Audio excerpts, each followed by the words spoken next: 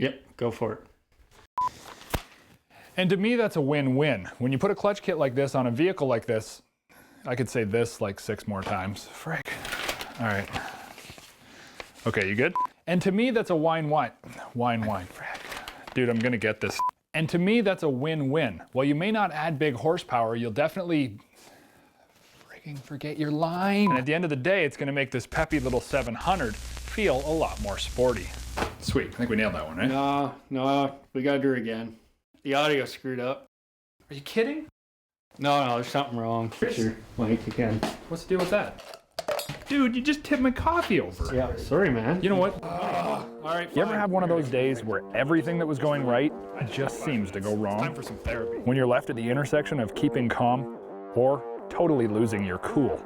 In the end, therapy is the only fix. But I ain't talking leather couch or high-priced suits. No, this one's gonna be 93 octane, 4-stroke, chest beating, valve floating, gloves off aggression, where the only thing that's left is the rubber that's still smoking on the rocks.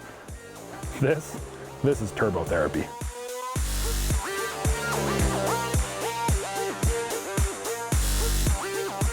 Okay, so I'm being a little bit dramatic, but we've all been here, at the point where the only thing keeping you from losing your sanity is the little bit that you have left urging you to keep it inside.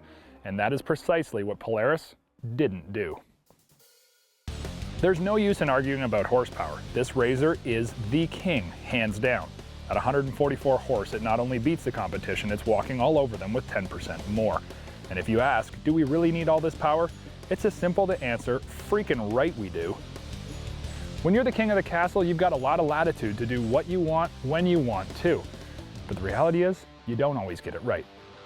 The fact that at 25 grand US and nearly 30 Canadian, there's no roof, the standard seatbelts instead of 4-point harnesses at this power level, Polaris needs to deliver like the Maverick Turbo does with better restraints.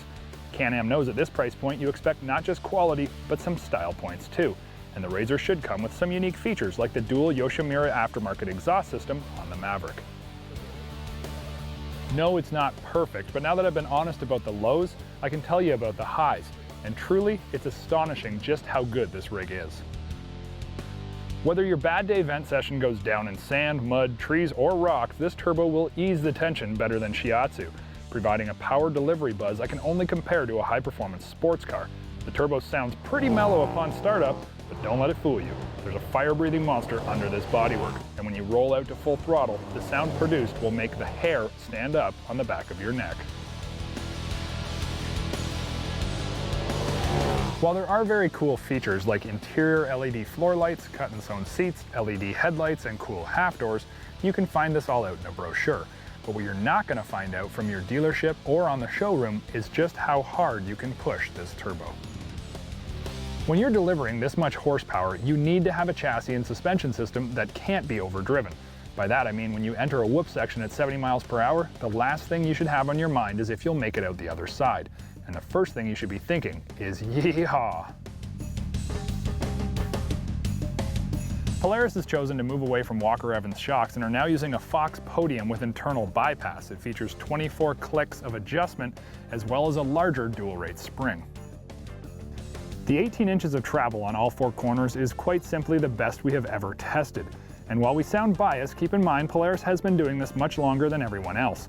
The trailing arm rear suspension is very heavy, but it doesn't seem to negatively affect the RZR's performance.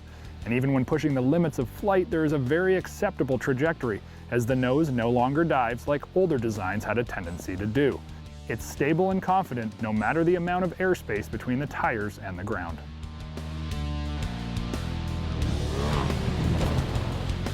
Something that's been pretty low-key in all of our side-by-side testing has been braking power, and that's because we just haven't had anything that's been overdriving the stock brakes until now.